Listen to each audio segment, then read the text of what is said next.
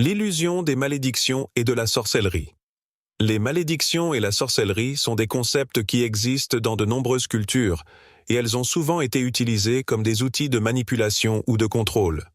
Cependant, dans la perspective islamique, il est essentiel de comprendre que ces phénomènes, bien qu'ils puissent sembler puissants et menaçants, n'ont aucun pouvoir sur un croyant qui reste ancré dans la foi en Allah. Dans notre société moderne, nous pouvons parfois être pris dans un tourbillon d'injustice, de jalousie ou de rumeurs malveillantes. Ces forces, invisibles aux yeux de l'homme, peuvent souvent nous sembler omniprésentes, et la tentation de croire à leur pouvoir sur nous peut être forte. Mais dans l'islam, on nous enseigne que ces forces n'ont aucune emprise sur ceux qui se réfugient auprès d'Allah, car la véritable puissance réside dans sa volonté seule. Le Coran nous rappelle cette vérité fondamentale, et il n'y a de pouvoir sur nous que celui qu'Allah nous accorde. Coran, 1765. Cette parole doit être un rappel constant pour nous. Peu importe la quantité de malice ou de jalousie que d'autres peuvent essayer de diriger vers nous, il est crucial de comprendre que leur pouvoir n'est qu'une illusion si nous restons fermes dans notre foi. C'est ce que le prophète Muhammad, paix soit sur lui, nous a enseigné à travers ses propres épreuves.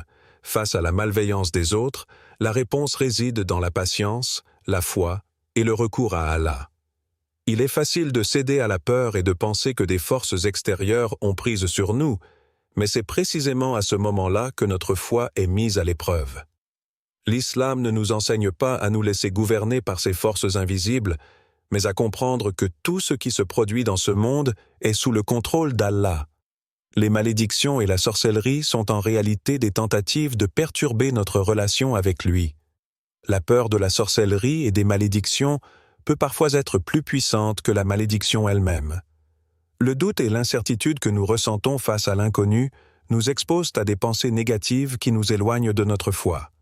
Mais Allah nous invite à surmonter cette peur et à comprendre que rien ne peut nous affecter si nous nous confions en lui. Dis, Allah est ma protection contre tous les malheurs de la création. Coran 113, 1-5. Ce verset nous rappelle que c'est par la confiance en Allah que nous pouvons nous prémunir contre tout mal, qu'il soit visible ou invisible. La clé est d'orienter notre esprit vers la certitude que notre Créateur est celui qui nous protège, et qu'aucune force malveillante ne peut l'emporter. Prenons l'exemple d'un homme qui, confronté à des accusations injustes et à des rumeurs malveillantes, se sentait accablé par des forces invisibles. Il avait l'impression que la jalousie et la malveillance des autres étaient en train de le submerger. Cependant, au lieu de se laisser emporter par la colère ou la peur, il a décidé de se tourner vers Allah en augmentant sa pratique de la prière et en récitant le dhikr quotidiennement. Peu à peu, il a ressenti la paix envahir son cœur. Sa foi s'est renforcée et la vérité a fini par émerger. Ses ennemis ont été exposés pour ce qu'ils étaient et il a retrouvé la tranquillité intérieure. Cet homme a appris une vérité essentielle. Ce n'est pas la magie ou les malédictions qui protègent, mais la foi en Allah. Le dhikr et la prière ne sont pas de simples mots. Ils sont des outils puissants qui renforcent notre lien avec notre Créateur et repousse toute forme de malveillance. Face aux difficultés et aux injustices de la vie, comment réagis-tu intérieurement? As-tu la conviction que seul Allah détient le pouvoir sur tout ce qui t'arrive et que rien ne peut t'atteindre sans sa permission? La véritable protection ne réside pas dans les amulettes ou les pratiques mystiques, mais dans la certitude que la foi en Allah est le plus grand bouclier contre les forces invisibles. La force du dhikr pour annuler les malédictions. Dans le tumulte de la vie quotidienne, face aux épreuves et aux attaques invisibles, le dhikr, rappel constant d'Allah, apparaît comme une bouée de sauvetage spirituel. Il ne s'agit pas simplement d'une pratique rituelle, mais d'un acte de dévotion profonde et d'un lien puissant avec notre Créateur. Le prophète Muhammad, paix soit sur lui, nous a enseigné que le dhikr est non seulement un moyen de purification de l'âme, mais aussi un rempart contre toutes les formes de mal, y compris les malédictions et les forces maléfiques. Dans un hadith rapporté par Sahih Muslim, le prophète, paix soit sur lui, dit « Quiconque dit Subhanallah, gloire à Allah, 100 fois le matin et 100 fois le soir, sa malédiction sera effacée. » Ce simple acte de répéter les louanges d'Allah à des moments précis de la journée crée un bouclier invisible mais puissant qui protège le croyant contre les forces néfastes. Lorsque nous récitons le dhikr, nous activons une force spirituelle qui dépasse l'entendement humain. Chaque mot que nous prononçons devient une lumière qui dissipe les ténèbres. C'est une purification continue de notre cœur et de notre âme, qui permet à Allah de nous entourer de sa miséricorde et de sa protection. Le dhikr n'est pas un acte mécanique, mais un processus qui transforme notre intérieur et nous renforce dans notre relation avec Allah. Le Coran lui-même atteste de la puissance de la parole divine comme moyen de guérison. Allah nous dit « Et nous avons fait descendre du Coran ce qui est une guérison et une miséricorde pour les croyants. » Coran 1782. Chaque verset du Coran, chaque invocation, a le pouvoir de guérir nos âmes, de purifier nos cœurs et de repousser les forces du mal. Le Coran n'est pas seulement une révélation de guidance, mais aussi un remède contre toutes les formes de troubles, qu'ils soient spirituels, émotionnels ou physiques. Il est fréquent que nous soyons confrontés à des moments de grande épreuve où tout semble contre nous. Nous pouvons nous retrouver dans des situations où les malédictions, les mensonges ou les accusations injustes pèsent lourdement sur nos cœurs. Dans ces moments-là, beaucoup cherchent des solutions extérieures, des moyens pour échapper à la souffrance, mais l'islam nous enseigne que la clé réside dans le rappel d'Allah. En effet, le dhikr a cette capacité unique de restaurer notre paix intérieure, de nous rappeler que nous ne sommes jamais seuls, même dans les moments les plus sombres. Un exemple frappant est celui d'une femme qui, confrontée à des rumeurs et à des attaques malveillantes, ressentait une pression constante. Chaque jour, elle se battait contre des complots qui semblaient vouloir la détruire. Cependant, au lieu de se laisser engloutir par ces énergies négatives, elle se consacra à la lecture du Coran et à la pratique régulière du dhikr. Peu à peu, elle se sentit renforcée, et bien que les attaques extérieures demeuraient, sa tranquillité intérieure grandissait. Les complots et les mensonges perdirent leur pouvoir sur elle. C'est dans cette relation intime avec Allah, dans ce souvenir constant de sa présence, que la femme retrouva la paix et la clarté. Ce n'est pas une magie, mais une conviction profonde que la protection divine est toujours à portée de main, pour celui qui choisit de se tourner vers Allah avec sincérité et persévérance. Le dhikr, loin d'être une simple répétition de mots, est une communion spirituelle qui annule les malédictions, les incertitudes et toutes les influences négatives. Le dhikr, que ce soit par la simple récitation des mots d'Allah ou par la contemplation de sa grandeur, est un acte qui nourrit notre âme. Lorsque nous nous engageons dans cette pratique, nous cessons de laisser nos pensées errantes contrôler notre esprit. Le dhikr nous recentre et nous rappelle que tout ce qui se passe autour de nous fait partie du plan divin. Ce ne sont pas les malédictions, les complots ou les forces obscures qui ont le dernier mot, mais Allah. Nous devons comprendre que dans les moments où la vie nous semble être une bataille constante, le dhikr agit comme un bouclier. Il calme nos esprits et ouvre nos cœurs à la miséricorde d'Allah. Celui qui fait le dhikr avec un cœur sincère et une intention pure trouvera que rien dans ce monde, qu'il soit visible ou invisible, ne pourra l'atteindre. Allah, dans sa grandeur infinie, nous donne cette arme spirituelle qui dépasse tout ce que nous pouvons imaginer. Dans ton quotidien, quelle place occupe le dhikr et la prière dans ta vie? Le souvenir d'Allah est-il une priorité pour toi, ou bien t'es-tu laissé submerger par les distractions de ce monde? As-tu pensé à renforcer ta protection spirituelle en augmentant ton dhikr, surtout face aux épreuves et aux malédictions? Le véritable pouvoir réside dans la soumission à Allah et dans la régularité de notre dévotion. Si nous nous appuyons sur lui, nous trouverons la force de repousser toute forme de mal, de la plus subtile à la plus manifeste. Le dhikr, loin d'être une simple habitude, est une porte ouverte à la lumière divine et à la guérison spirituelle. L'invocation pour retourner la malédiction. Dans la vie, nous sommes parfois confrontés à des forces invisibles qui cherchent à nous nuire, que ce soit sous la forme de malédiction, de mauvais regards ou de jalousie. Cependant, retourner une malédiction ne réside pas dans des pratiques occultes ni dans la magie, mais dans un acte de foi profond, une prière sincère et un recours total à Allah. Dans l'islam, on nous enseigne que c'est par la force de notre foi et notre sincérité dans l'invocation que nous pouvons repousser toute forme de mal. Le prophète Muhammad, paix soit sur lui, nous a montré la voie, notamment à travers des invocations puissantes qu'il utilisait pour chercher refuge auprès d'Allah contre les forces négatives. Une de ces invocations est tirée de la sourate Al-Falaq, où Allah nous enseigne « Dis, Seigneur, je cherche refuge en toi contre le mal des souffles de la nuit et du mal des sorciers qui soufflent dans les nœuds. » Coran 113 .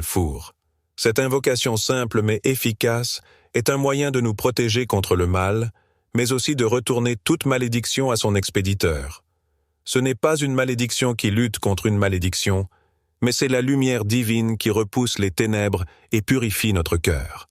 Allah nous rappelle que la protection contre toute forme de mal et de malédiction vient de lui seul. Il n'y a aucun pouvoir qui puisse nous nuire sans sa permission. Et celui qui se tourne vers lui en toute humilité, en cherchant refuge dans sa protection, trouve une force invincible contre les mauvaises intentions. Le véritable pouvoir réside dans la soumission à la volonté divine et dans la confiance totale en Allah. Le pouvoir de l'invocation sincère. L'invocation n'est pas simplement une parole prononcée mécaniquement, mais un acte sincère et profond venant du cœur. L'islam nous enseigne que lorsqu'une personne fait une invocation sincère avec foi, elle se place sous la protection d'Allah, et ses ennemis, aussi puissants qu'ils puissent sembler, ne peuvent lui nuire. Ce n'est pas une question de magie ou de superstition, mais une question de foi en la puissance d'Allah, le Tout-Puissant. L'invocation sert de protection contre les mauvaises intentions, mais elle est aussi un moyen de purifier notre âme. Le prophète, paix soit sur lui, a montré l'exemple en utilisant des invocations comme un bouclier contre les forces maléfiques, et c'est à nous, en tant que croyants, de suivre cet exemple avec conviction et humilité.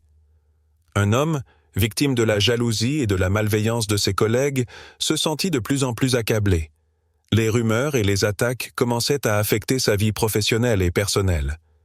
Bien qu'il ait essayé de défendre sa réputation, il comprit rapidement que la meilleure chose à faire n'était pas de se battre avec des moyens humains, mais de se tourner vers Allah.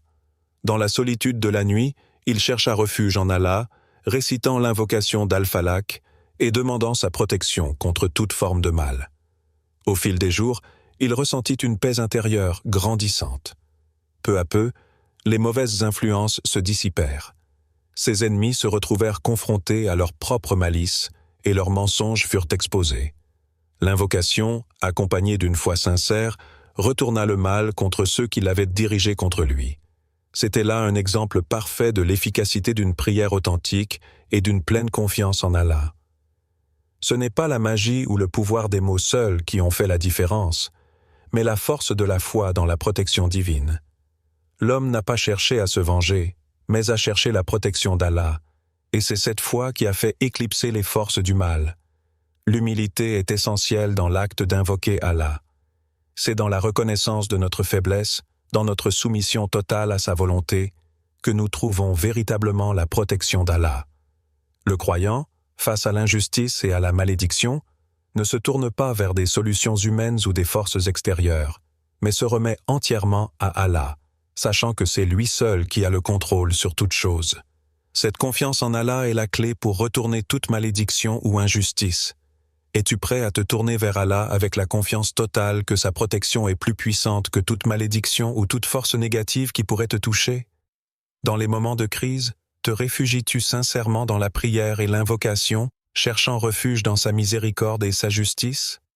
L'invocation est une arme puissante entre les mains du croyant, mais elle doit être accompagnée d'une foi solide et d'une confiance absolue en Allah. Le véritable pouvoir ne réside pas dans les forces mystiques ou les pratiques occultes, mais dans la foi et la sincérité envers Allah. En invoquant Allah, nous plaçons toute notre confiance en lui, sachant qu'il est notre protecteur, et qu'aucun mal, aussi grand soit-il, ne peut nous atteindre sans sa volonté. L'importance de la patience et de la confiance en Allah. Dans la vie, nous sommes inévitablement confrontés à des moments d'épreuve, de perte et d'injustice. Ces moments peuvent être accablants, surtout lorsque nous ressentons que tout nous échappe et que les forces invisibles semblent prendre le dessus. Il est facile de se laisser submerger par la colère, la frustration ou même la peur.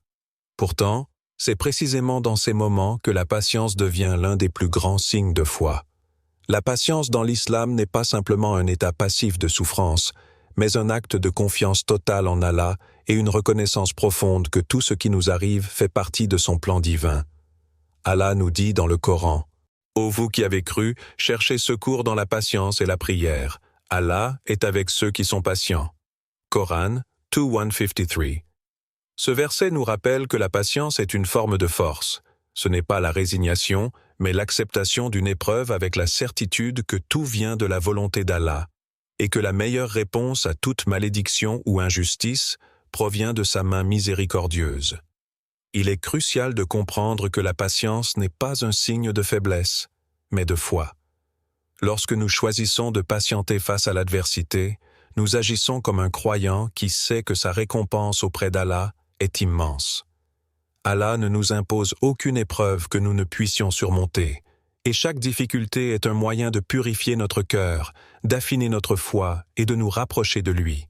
Souvent, dans les moments où nous faisons face à une injustice ou à une malédiction, nous ressentons un désir de vengeance ou de revanche. Le désir de se défendre, de montrer sa force, est naturel. Mais dans l'islam, la vraie force réside dans la capacité à faire face aux épreuves avec calme et confiance en Allah.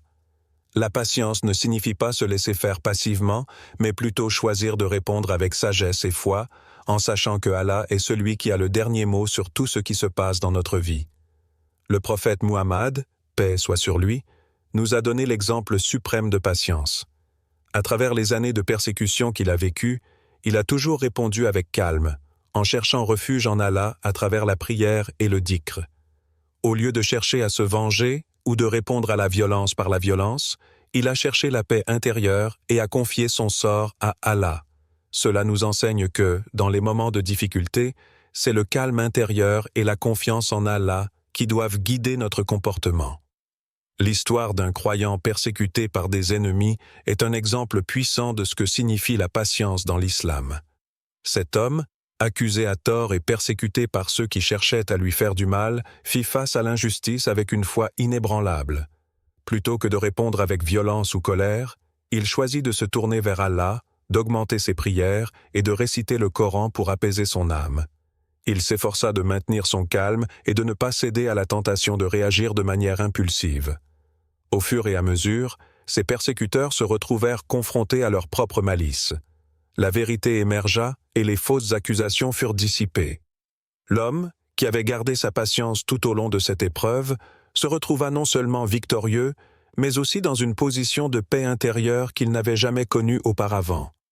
Il comprit que la véritable victoire ne réside pas dans la revanche, mais dans la capacité de rester ferme dans sa foi et de faire confiance à Allah pour rétablir la justice. Ce croyant ne rechercha pas la reconnaissance ou la revanche. Au contraire, il se sentit plus proche d'Allah que jamais. Cette histoire montre que la patience, loin d'être une soumission passive, est une forme de résistance active à l'injustice, une forme de foi dans la sagesse d'Allah. Il est important de se rappeler que la patience, bien qu'éprouvante, n'est jamais laissée sans récompense. Le Coran nous assure que ceux qui font preuve de patience reçoivent une récompense infinie auprès d'Allah. Dans le verset suivant, Allah dit « Et soyez patients, car Allah est avec ceux qui sont patients. » Coran 8:46. Cette promesse divine est une source de réconfort. Peu importe combien la situation semble difficile, nous savons que notre patience est une forme de purification de l'âme et qu'Allah ne nous abandonne jamais dans nos moments de détresse. Le prophète Muhammad, paix soit sur lui, a dit « La récompense de la patience est proportionnelle à la difficulté de l'épreuve. » Sahih Muslim. Cela signifie que chaque épreuve que nous traversons, si nous faisons preuve de patience, sera suivie d'une grande récompense dans l'au-delà. Face à l'injustice, comment réagis-tu? Est-ce que tu cherches à prendre les choses en main immédiatement? Ou as-tu appris à faire preuve de patience, en sachant qu'Allah te soutient à chaque étape? La patience, plus qu'une simple attitude, est une forme d'abandon à la sagesse divine. Es-tu prêt à remettre tes difficultés entre les mains d'Allah, avec la certitude qu'il te guidera et te récompensera pour ta patience? Retourner une malédiction et annuler la sorcellerie n'est pas un acte de vengeance ou de confrontation directe avec les forces du mal. C'est un retour à Allah, une soumission totale à sa volonté et une recherche de sa miséricorde. L'islam nous enseigne que chaque épreuve, chaque difficulté, peut être transformée en une occasion de purifier notre cœur et d'approfondir notre foi. La véritable force réside dans la foi sincère et dans le fait de se tourner vers Allah, non pas en espérant la vengeance ou l'anéantissement de l'adversaire, mais en cherchant la guérison de notre âme. Le prophète Muhammad, paix soit sur lui, nous a montré, par ses paroles et par son exemple, que la foi sincère est notre plus grand bouclier contre les malédictions et les injustices. Lorsque nous plaçons notre confiance en Allah, il n'y a aucune force dans ce monde qui puisse réellement nous nuire. C'est Allah qui détient le contrôle ultime sur tout ce qui nous arrive, et c'est lui qui peut retourner toute malédiction à son expéditeur, en la transformant même en une bénédiction pour nous. Allah nous rappelle dans le Coran, et quiconque craint Allah, il lui donnera une issue favorable et lui accordera sa miséricorde. Coran 65, 2-3. Ce verset nous montre que lorsque nous faisons preuve de piété, de sincérité et de confiance en Allah, il transforme nos difficultés en opportunités, nos épreuves en moyens de purifier notre cœur et de nous rapprocher de lui. Ce qui semblait être une malédiction se transforme alors en une bénédiction. La véritable transformation ne vient pas de l'extérieur, mais du cœur. Lorsque nous nous tournons sincèrement vers Allah, en lui demandant de nous protéger des forces du mal et de nous guider à travers les épreuves, nous subissons une transformation intérieure. Nos préoccupations deviennent des occasions de renouveau spirituel et nos luttes deviennent des moyens de purification. Le retour à Allah, par la prière et la repentance, permet d'élever notre âme et de guérir nos blessures. Ce processus de purification intérieure est ce qui nous rend invincibles face à toute malédiction. En réalité, chaque difficulté que nous rencontrons, qu'elle soit causée par des malédictions ou par des injustices, peut devenir un catalyseur de changement, nous rapprochant ainsi davantage d'Allah. Il est essentiel de comprendre que l'essence de cette transformation ne réside pas dans la simple élimination du mal extérieur, mais dans la purification de notre cœur et la croissance de notre foi. Lorsque notre cœur est pur, les malédictions et les influences négatives ne peuvent plus nous atteindre. Elles se dissipent, car notre relation avec Allah devient le centre de notre existence. Prenons l'exemple d'une femme qui, pendant de longues années, avait été la cible de malédictions, de rumeurs malveillantes et de forces invisibles qui semblaient la hanter. Chaque jour, elle se sentait accablée par des pensées négatives et par une peur constante que ces malédictions finissent par prendre effet sur sa vie. Mais un jour, elle se tourna vers Allah avec sincérité. Elle commença à réciter les versets du Coran, à effectuer des prières régulières et à invoquer la miséricorde d'Allah dans chaque moment de son quotidien. Peu à peu, elle remarqua un changement profond dans sa vie. Ce qui semblait être une malédiction se transforma en une bénédiction. Ses relations se purifièrent, elle retrouva la paix intérieure, et les forces malveillantes qui semblaient la hanter se dissipèrent.